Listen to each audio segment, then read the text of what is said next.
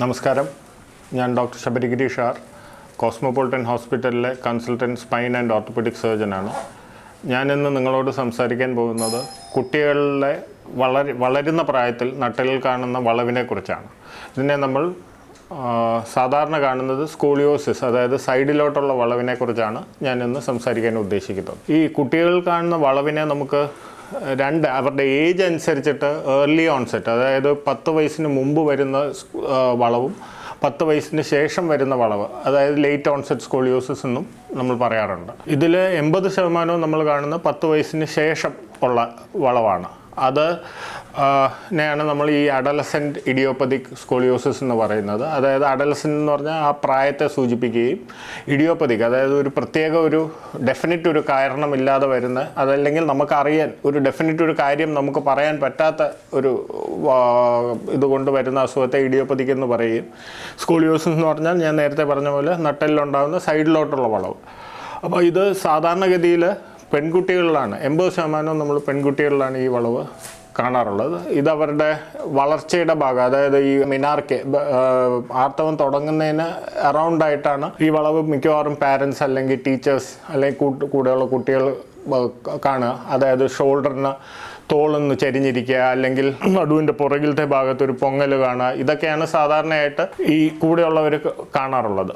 ഇത് വെച്ചിട്ടാണ് നമ്മൾ ഈ കുട്ടികളെ ഡോക്ടറിൻ്റെ അടുത്ത് കൊണ്ടു ചെല്ലുക. ചിലവർക്ക് വേറെ എന്തെങ്കിലും കാരണത്താൽ നട്ടെല്ലിലെ എക്സ്റേ എടുക്കുമ്പോഴും ഈ വളവ് കണ്ടുപിടിക്കാറുണ്ട്. എന്തൊക്കെയാണെങ്കിലും ഈ വളവ് കണ്ടെത്തുക എന്ന് തന്നെ പാരൻസിനെയും കുട്ടികളെയും സംബന്ധിച്ച് വളരെ സ്ട്രെസ്ഫുള്ളായിട്ടുള്ള കാര്യമാണ്. അവർക്ക് നട്ടെല്ലിലെ വളവ് എന്നുള്ളൊരു വളരെ പേടിപ്പിക്കുന്നതും, അവർക്ക് അതിൻ്റെ ചികിത്സ എങ്ങനെയാണ്, അത് എങ്ങനെ മുന്നോട്ട് പോകും, അതിന് എത്രത്തോളം ബുദ്ധിമുട്ടുകൾ ഉണ്ടാവും എന്നൊക്കെ ഉള്ളത് വളരെ ടെൻഷൻ ഉളവാക്കുന്ന ഒരു കാര്യമാണ്.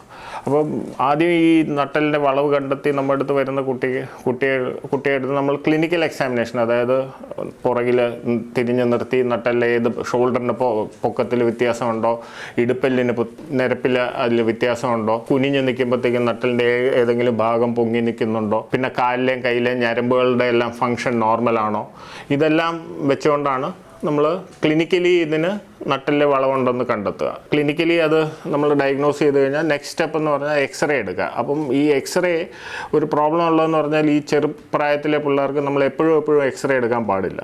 നമ്മൾ ആദ്യം എൻഷുർ ചെയ്യേണ്ടത് ഈ എടുക്കുന്ന എക്സ്റേ പ്രോപ്പറായിരിക്കണം. ഏറ്റവും കുറഞ്ഞ റേഡിയേഷൻ അളവിൽ എക്സ്റേ എടുക്കാൻ പറ്റണം. അപ്പോൾ അത് സ്ഥിരമായിട്ട് എക്സ്റേ എടുക്കുന്ന ഒരു സെൻറ്ററിൽ എടുക്കുന്ന, ഇതേ സ്കോളിയോസിസിന് എക്സ്റേ എടുക്കുന്ന ഒരു സെൻറ്ററിൽ എടുക്കുന്നതായിരിക്കും ഏറ്റവും ഉചിതം. അല്ലാതെ ഇത് കാണുമ്പം ചുമ്മാ ഒരു എക്സ്റേ ദേഹം മുഴുവൻ ഇല്ലാത്ത പകുതി എക്സ്റേ എടുത്തു കഴിഞ്ഞാൽ ഞങ്ങൾ സ്പൈൻ സർജൻസിൻ്റെ അടുത്ത് വരുമ്പോൾ ഞങ്ങൾക്ക് വീണ്ടും ഒരു എക്സ്റേ എടുക്കേണ്ടതായിട്ട് വരും. അതുകൊണ്ട് ആരിത് കണ്ടാലും എടുത്തു ചാടി ഒരു എക്സ്റേ എടുക്കാതെ അത് പ്രോപ്പറായിട്ട് എടുക്കുന്ന ഒരു എക്സ്റേ എടുക്കാൻ ശ്രമിക്കേണ്ടതാണ്. അപ്പം നമ്മൾ ഈ കുട്ടിയെ കണ്ടു, അതിന് ക്ലിനിക്കലി നമ്മളത് നട്ടെല്ലിന് വളവുണ്ടെന്ന് തോന്നി. അപ്പോൾ നമുക്കിനി അതിനെ ക്വാണ്ടിഫൈ ചെയ്യണം, അത് എത്രത്തോളം വളവുണ്ട്. അത് വെച്ചിട്ടാണ് നമ്മൾ ഫർദർ അതിനെ എങ്ങനെ ചികിത്സിക്കണം എന്നുള്ളത് തീരുമാനിക്കുക. അപ്പോൾ അതിന് നമ്മളൊരു ഫുൾ ലെങ്ത് സ്റ്റാൻഡിങ് എക്സ്റേ എടുക്കും, അതായത് നിന്നുകൊണ്ടുള്ള എക്സ്റേ, ഈ വളവ് കറക്റ്റായിട്ട് അറിയാൻ വേണ്ടി. അപ്പം നമ്മൾ കിടന്നിട്ട് എടുത്തു കഴിഞ്ഞാൽ ആ വളവ് കുറേയൊക്കെ നേരെയാവും. അപ്പം നിന്നുകൊണ്ടുള്ള എക്സ്റേ എടുക്കണം. സ്റ്റാൻഡിങ് എക്സ്റേ എടുത്തിട്ട് നമ്മൾ അതിനകത്ത് ആ വളവ് എത്രത്തോളം ഡിഗ്രി ഉണ്ടെന്നുള്ള കോബ് ആംഗിൾ മെഷർ ചെയ്ത് അത് എത്രത്തോളം ഡിഗ്രി ഉണ്ടെന്നുള്ളത് നമ്മൾ ക്വാണ്ടിഫൈ ചെയ്യും. അത് എവിടെയൊക്കെ ഉണ്ടെന്നുള്ളത്, അത് മോൾ ഭാഗത്താണോ വളവ്, അതോ താഴ്ഭാഗത്താണോ വളവ്, ഇതെല്ലാം നമ്മുടെ ട്രീറ്റ്മെൻറ്റിനെ ബാധിക്കുന്ന കാര്യമാണ്. അപ്പം വളവ് ക്വാണ്ടിഫൈ ചെയ്ത് കഴിഞ്ഞാൽ, എത്രത്തോളം ഉണ്ടെന്ന് ക്വാണ്ടിഫൈ ചെയ്ത് കഴിഞ്ഞാൽ യൂഷ്വലി ഒരു 20 അല്ലെങ്കിൽ 30 ഡിഗ്രിക്ക് താഴെയുള്ള വളവാണ്. അതിന് വേറെ ഞരമ്പുകൾക്കൊന്നും വേറെ പ്രശ്നമൊന്നും ഇല്ല എന്നുണ്ടെങ്കിൽ, അതിന് എന്തെങ്കിലും സംശയം ഉണ്ടെങ്കിൽ നമ്മളൊരു സ്ക്രീനിങ് MRIയും എടുക്കാറുണ്ട്. അത് നമുക്ക് ഈ നട്ടെല്ലിലെ കശേരുക്കൾക്കുണ്ടാകുന്ന കൺജെനിറ്റൽ അബ്നോർമാലിറ്റി അല്ലെങ്കിൽ സ്പൈനൽ കോഡിനുണ്ടാകുന്ന അബ്നോർമാലിറ്റീസ്, ഇതെല്ലാം തിരിച്ചറിയാൻ വേണ്ടി ഒരു MRI എടുക്കും. ഇതെല്ലാം എടുത്ത് ഇത് ഇഡിയോപ്പതിക് സ്കോളിയോസിസ്, അതായത് വേറെ ഒരു കാര്യവും കൊണ്ടല്ല ഈ വളവ്, കുട്ടിയുടെ വളർച്ചയുടെ ഭാഗമായിട്ട് നമുക്ക് ഡെഫിനറ്റായിട്ടൊരു കാര്യം പറയാൻ പറ്റാത്ത വളവ് ഇഡിയോപ്പതിക് ആണെന്നുള്ളത് എന്നുള്ളത് ഉറപ്പുവരുത്തി കഴിഞ്ഞാൽ ഒരു 20-30 ഡിഗ്രിക്കുള്ള സ്കൂളിയോസ് ആണെന്ന് മെഷർ ചെയ്ത് കഴിഞ്ഞാൽ നമ്മളതിനെ 20 ഡിഗ്രി താഴെയാണെങ്കിൽ നമ്മൾ യൂഷ്വലി അതിനെ ഒബ്സർവേഷൻ എന്ന് പറയും. അതായത് നമ്മൾ ആ കുട്ടിയെ എടുത്ത് വീണ്ടും 6 മാസത്തിൽ അല്ലെങ്കിൽ ഒരു വർഷത്തിലൊരിക്കൽ നമ്മളെ ഫ്രീക്വൻ്റ് ആയിട്ട് വിസിറ്റ് ചെയ്യാൻ പറയും. അതായത് ക്ലിനിക്കലി നോക്കും, സംശയം നമ്മൾ ക്ലിനിക്കലി നോക്കുമ്പോഴത്തേക്കും ഇത് കഴിഞ്ഞ പ്രാവശ്യത്തെക്കാട്ടിലും കൂടിയിട്ടുണ്ടെന്ന് തോന്നിക്കഴിഞ്ഞാൽ എക്സ്റേ റിപ്പീറ്റ് ചെയ്ത് നോക്കേണ്ടി വരും. അപ്പം ഫ്രീക്വൻറ്റ് ഫോളോ അപ്പ്, അതായത് ഇതൊരു പരിധിക്കപ്പുറത്ത് ഇത് പോകുന്നില്ല എന്ന് ഉറപ്പുവരുത്താൻ വേണ്ടി നമ്മൾ 6 മാസത്തിലൊരിക്കൽ, അതായത് 18 വയസ്സാവുന്നവരെ 6 മാസത്തിലൊരിക്കൽ ഫോളോ അപ്പ് ചെയ്യുകയും വേണ്ട ക്ലിനിക്കലി നമുക്ക് സംശയം തോന്നുന്ന സമയത്ത് എക്സ്റേ എടുത്ത് നോക്കുകയും ചെയ്യുന്നതാണ്. അതേസമയം അതൊരു 20 ഡിഗ്രിക്ക് മുകളിൽ, അത് 20-30 ഡിഗ്രിയൊക്കെ ആവുകയാണെങ്കിൽ നമ്മളിതിന് യൂഷ്വലി ഒരു ബ്രേസ്, അതായത് പുറത്തിടുന്ന ഒരു കറക്റ്റീവ് ബ്രേസ് എന്ന് പറയും. അത് നമ്മൾ മോൾഡ് ഉണ്ടാക്കി അത് കുട്ടിയുടെ അളവിനൊത്ത് ഒരു ബ്രേസ് ഉണ്ടാക്കി അത് ഒരു ദിവസം ഒരു 18 മണിക്കൂർ ഇടാമെങ്കിൽ അത് ഇതിൻ്റെ പ്രോഗ്രഷൻ കുറയ്ക്കും. ഇതിന് കറക്റ്റ് ചെയ്യില്ലെങ്കിലും ഇത് പ്രോഗ്രസ് ചെയ്യും. അത് ഈ വളരും തോറും ഇത് പ്രോഗ്രസ് ചെയ്യുക എന്നുള്ളതാണ് ഇതിൻ്റെ ഒരു പ്രോബ്ലം. വൺസ് ഒരു സ്പൈൻ വളഞ്ഞു തുടങ്ങിക്കഴിഞ്ഞാൽ ഈ ഗ്രോത്ത് പീരീഡിൽ മുഴുവൻ അത് വളവ് കൂടിക്കൊണ്ടിരിക്കുക. അപ്പോൾ ആ പ്രോഗ്രഷൻ പ്രിവെൻറ്റ് ചെയ്യുക എന്നുള്ളതാണ് നമ്മുടെ എയിം. ആ ബ്രേസ് എടുത്ത് എല്ലാ 6 മാസവും ബ്രേസിലുള്ള എക്സ്റേ എടുത്ത് നോക്കും, ക്ലിനിക്കലി ബ്രേസിലുള്ള ഇമ്പ്രൂവ്മെൻറ്റ് നോക്കും. ഇത് ബേസിക്കലി അത് വലിയ പ്രോഗ്രഷനൊന്നും ഇല്ലയെന്നുണ്ടെങ്കിൽ ഒരു 16, പെൺകുട്ടികളാണെങ്കിൽ ഒരു 16 ഇയേഴ്സും ആൺകുട്ടികളാണെങ്കിൽ ഒരു 18 വയസ്സ് വരെ നമ്മൾ ഈ ബ്രേസ് ട്രീറ്റ്മെൻറ്റ് കണ്ടിന്യൂ ചെയ്യും.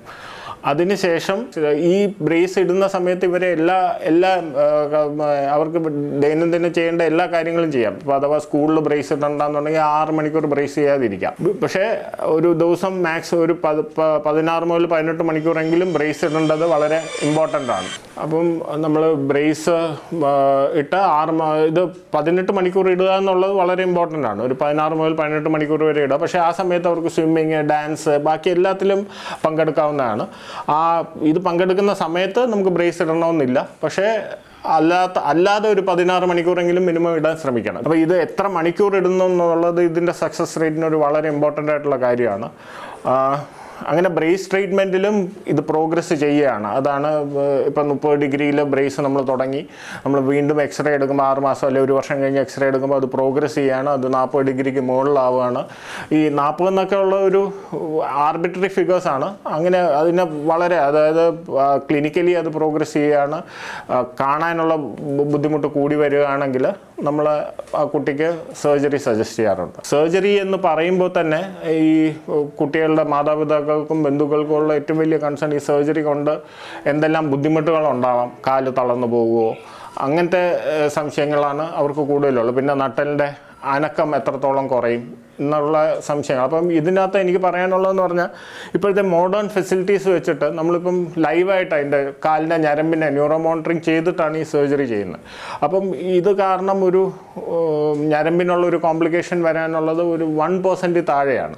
അതായത് അല്ലെങ്കിൽ ഒരു major complication from surgery is less than 1%. അത് നമ്മുടെ ഏത് സർജറി എടുക്കുന്നതിൻ്റെ അത്രയും മാത്രമേ ഇപ്പോഴത്തെ മോഡേൺ അഡ്വാൻസ്മെൻറ്റ് വെച്ചിട്ട് ചെയ്യുമ്പോൾ ഇത് സർജറിക്കുള്ള ഒരു കോംപ്ലിക്കേഷൻ വരുന്നുള്ളൂ.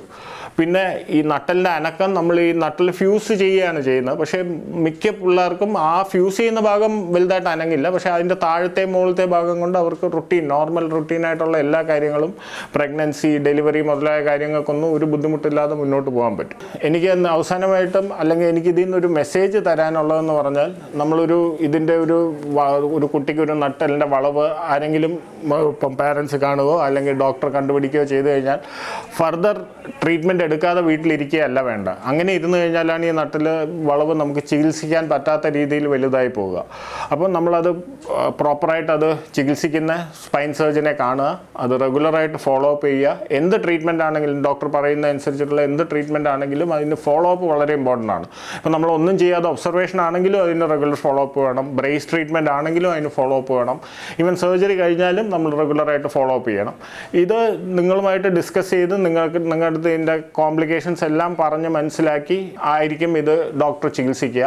വളരെ സേഫായിട്ട് തന്നെ നമുക്ക് ഈ കുട്ടികൾക്ക് വളരെ ഭാവിയിൽ വലിയ ബുദ്ധിമുട്ടൊന്നും ഇല്ലാതെ നോർമൽ ലൈഫ് ലീഡ് ചെയ്യാൻ ഇങ്ങനെ ഒരു സ്കോളിയോസിസ് എന്നുള്ള അസുഖം റെഗുലർ ഫോളോ അപ്പും അതിൻ്റെ പ്രോപ്പർ ട്രീറ്റ്മെൻറ്റും കൊണ്ട് നമുക്ക് കഴിയുന്നതാണ്.